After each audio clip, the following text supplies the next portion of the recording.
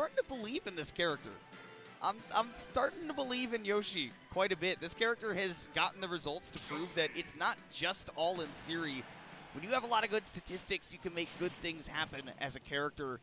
And on the other side, we have a character who suffers because a lot of those in-game statistics, because we are going to see, it's actually Pharaoh, not J-Mafia, so apologies for that. Pharaoh is going to be taking on Hispanic at the Disco.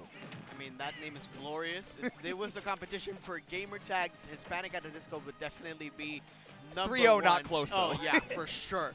Not even close, and nevertheless, Dedede is actually taking a bit of an advantage when it comes to this. It's going to be pretty difficult when you have a super heavy fighting against Yoshi.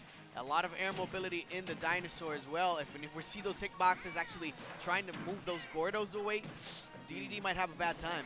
We're going to need to see Dedede be really stringent about playing around these platforms, because normally Yoshi likes to do that, but as Dedede, you actually have really good opportunities and good hitboxes to anti-air and air-to-air with, and on top of that, obviously, you've got Gordo to cover yourself, and very intelligently using that to cover the landing, because otherwise that's a place that Yoshi is immediately going to make you suffer. As you see there, Pharaoh almost finishing out that stock with the up air coming in clutch for Hispanic. Yeah, so far so good. Egg toss is going to be the name of the game as well if you want to deal with those Gordo situations. Back here that time for the Dedede as we're seeing the Gordos. But again, like I mentioned before, egg tosses are going to be super good when it comes to actually dealing with Gordos at a distance. Gordos one more time for the edge guard situation. Yoshi bomb onto the corner. That time directional air dots, a little bit of a missed input. So Pharaoh losing that stock early for a mistake.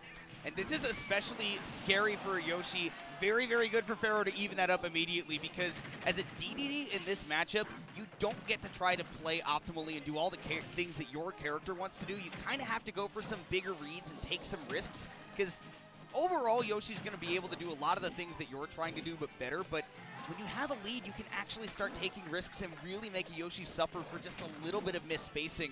That's why it's going to be really key for Pharaoh right now to try to maintain this lead as long as possible. You know that Yoshi's game plan is going to be balls to the wall offense all the time, even if it's egg tosses going up at a distance.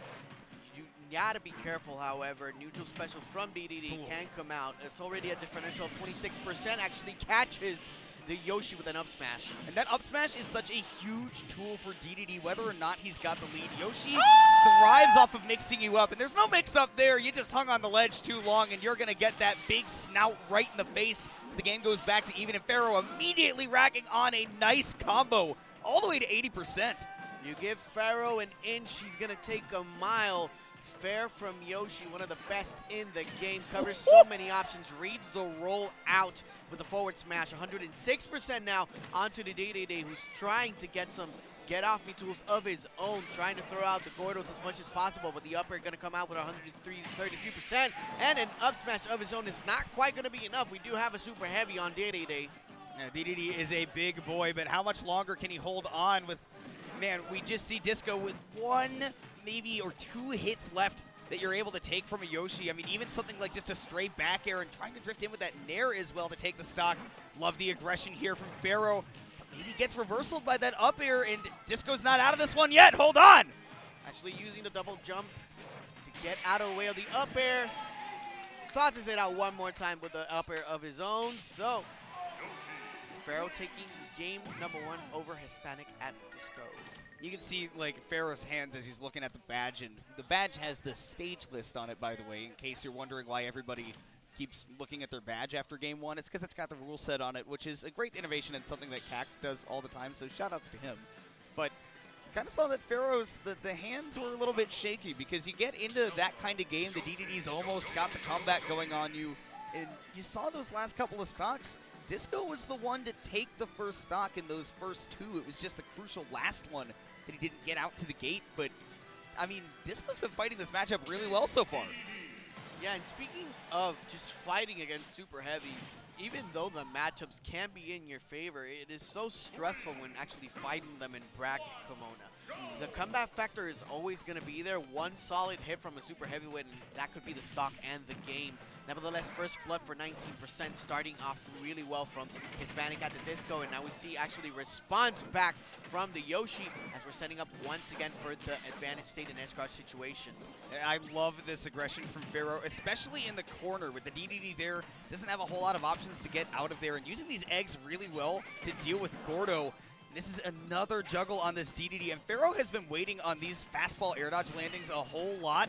Still, this game is going even though, and Pharaoh even drifts into that up air. Great placement by Disco to take that first stock. Yeah, covering himself with the Gordo first right onto the side, just forcing Yoshi actually go a little upwards when it comes to his momentum on the air to take away that stock. Now, Yoshi bomb's actually coming out for 163%.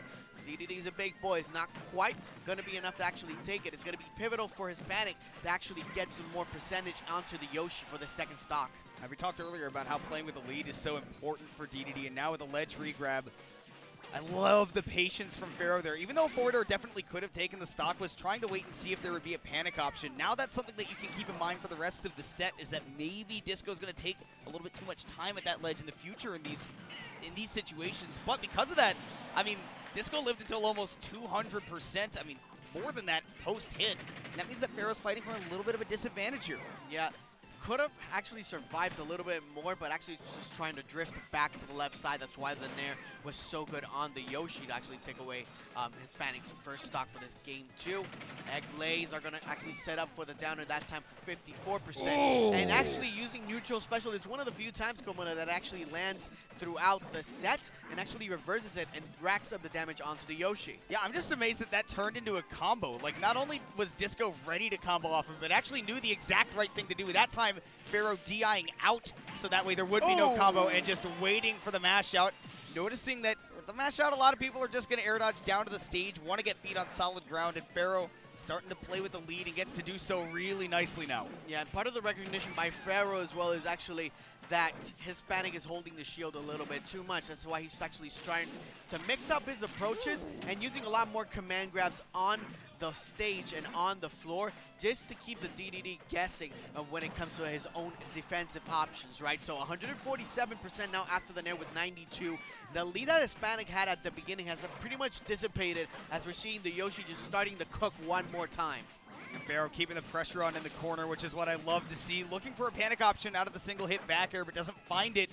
Disco fighting from behind. One last chance to get back into the game, but the Yoshi bomber, he hit him with the... That was the best imitation of that sound I've heard in my entire life. That was incredible. I do a little bit of impressions, Kimona. You should hear my Mickey. It's just that I'm scared that we're going to get DMCA. we might need to hold back. You never know who's watching. Oh, boy. That's what our lawyers are thinking right now. Why did he do it?